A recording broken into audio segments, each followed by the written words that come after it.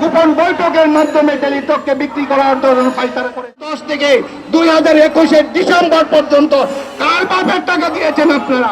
আপনারা কি আপনাদের বাপের টাকা দিয়েছেন? পাওনা হলো প্রায় 13 কোটি টাকা।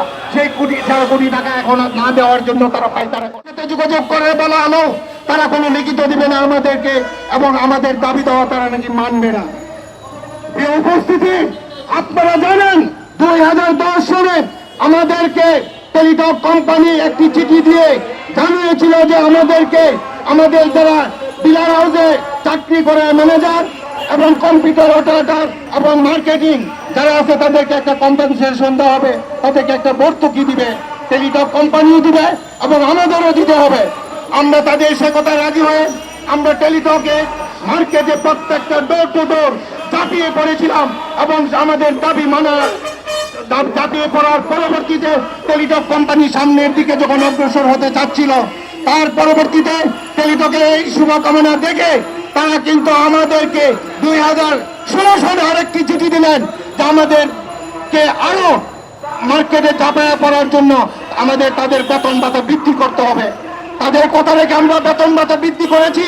বৃদ্ধি করার পরেও তারা 2021 সালের ডিসেম্বর পর্যন্ত আমাদের এই টেলিটক কোম্পানি প্রত্যেকটা ডিলারকে তারা সাবসিডি হিসেবে কম্পেনসেশন দিয়েছিল।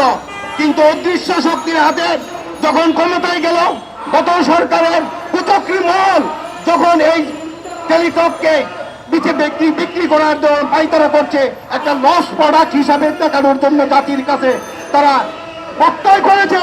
ঠিক সেই সময় বর্তমান এমডি এবং জেনারেল ম্যানেজার ফজলে রাব্বি সহ আরো কিছু কুচক্রী মহল তাদের সাথে একটি গোপন বৈঠকের মাধ্যমে টেলিটককে বিক্রি করার জন্য পাইতারা করেছে।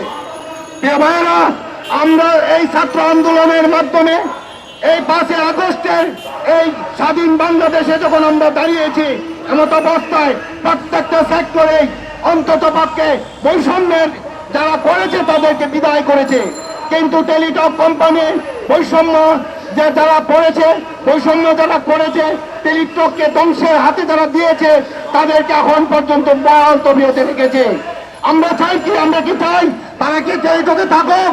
যারা গত সরকারের আমলে টেলিটককে বিক্রি করে দিতে চেয়েছিল, ভাই সব আপনাদের কাছে জানতে চাচ্ছি, আমরা তো চাই না দুর্নীতিবাজ এবং যারা টেলিটককে বিদেশি কোম্পানির কাছে বিক্রি করে দিতে বেসরকারিভাবে করার জন্য চেষ্টা করেছিল, তাদের হাতে আমাদের কোম্পানি একমাত্র টেলিটক কোম্পানিকে দিতে চাই না। প্রিয় ভাইরা, আমরা আরো বলতে চাই, এই টেলিটক কোম্পানি আমাদেরকে আশা দিয়েছে যে আমাদের সকল দাবি দাবা মেনে নেবে, কিন্তু তারা মানে না। আর তার প্রত্যুত্তরে কে বলেছে, তাদের সাথে যখন আমরা মিটিং করি তারা বলে কি যে আপনাদের দাবি মানতে আমরা বাধ্য নই। কেন? বলে যে এটা আমাদের এগ্রিমেন্টের মধ্যে লেখা নাই। এগ্রিমেন্টে লেখা নাই, তাহলে আগে আপনারা 2010 থেকে 2021-এর ডিসেম্বর পর্যন্ত কার বাপের টাকা দিয়েছেন? আপনারা কি আপনাদের বাপের টাকা দিয়েছিলেন না আমাদের সরকারের টাকা দিয়েছিলেন?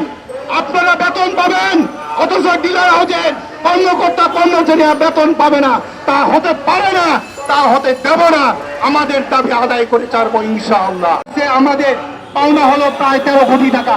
সেই 13 কোটি টাকা এখন না দেওয়ার জন্য তারা পাইতারা করছে। এবং আমাদের কাছে পল্লী বিদ্যুৎ এবং টেলিচার্জ যখন আমাদের বৃদ্ধি পায়, ঠিক সেই মুহূর্তে এই টেলিটক কোম্পানি বিকাশ, নগদ এবং উপায়, রকেট ওদের কাছে টেলিটক কোম্পানি প্রোডাক্ট বিক্রি করে দেয়, যা আমরা মার্কেটে বিক্রি করি। বিকাশ, রকেট এবং উপায় তারাও বিক্রি করতে পারে, যে কারণে আমাদের যে ডিপোজিট বেশি নিয়েছিল 2018-19 সালের সেশনে, সেই ডিপোজিট তাদের কাছে আমরা ফেরত পেয়েছি, কিন্তু সেই ডিপোজিট ফেরত দেয় না এবং ওদেরকেও বাতিল করে না। প্রিয় ভাইয়েরা আমার, আমরা আমাদের দুঃখ ভারাক্রান্ত হৃদয়ে আপনাদেরকে আর কি জানাবো। আমরা সারা বাংলাদেশের টেলিটক ডিলাররা সকাল থেকে রাত পর্যন্ত আমরা এই টেলিটককে বাঁচানোর জন্য মার্কেটে অবস্থান করি, কিন্তু টেলিটক কোম্পানি যারা আছে তারা অবস্থান করে অফিসে এসির মধ্যে অবস্থান করে, তারা শুধু একটা ফাইল দেখে তাদের কভারেজ শেষ করে দেয়। কিন্তু আমরা যারা কষ্ট করছি, ডিলাররা আমাদের টাকা বিনিয়োগ করেছি এবং আমাদের খেটে খাওয়া মানুষ যারা রাস্তায় ঘুরতেছে, তাদের পাওনা দিলে তাদের এত কষ্ট কিসের? অতএব আমাদের পাওনার জন্য আমরা রাস্তায় নেমেছি এবং অফিসে অবরোধ করে হলেও আমরা আমাদের এই দাবি আদায় করে ছাড়বো ইনশাআল্লাহ। প্রিয় ভাইরা, আমি আপনাদের সামনে বলতে চাই, আমরা এই বাংলাদেশের আপামর জনসাধারণের প্রাণের দাবি। টেলিটক একমাত্র বাংলাদেশের কোম্পানি, সেটার যদি আয় হয় এই দেশের মানুষে বুক করবে, এই দেশের মানুষের এর লাভবান হবে। কিন্তু দেখা যায় বাংলাদেশ, জিপি, রবি, তার পরবর্তী অন্যান্য কোম্পানিগুলো তারা যদি হয় বিদেশে চলে যায়, দুঃখের বিষয়, বিদেশে চলে গেলে তাদের কষ্ট লাগে না। কিন্তু বাংলাদেশের টাকা বাংলাদেশে থাকুক, বাংলাদেশের মানুষ ভোগ করুক, বাংলাদেশের রাজস্ব বাড়ুক, এই টেলিটকের দুর্নীতিবাজ কর্মকর্তারা তারা চায় না। অতএব আমরা তাদেরকে আজকের এই মানববন্ধনের মাধ্যমে জানাতে চাই, আমাদের দাবি মানতে হবে, মেনে নাও, না হয় টেলিটক থেকে তোমরা পদত্যাগ করো এবং দুর্নীতিমুক্ত অভিযান নিয়োগ করে এই টেলিটককে বাঁচানোর আহ্বান জানিয়ে আমি আমার কথা শেষ করছি।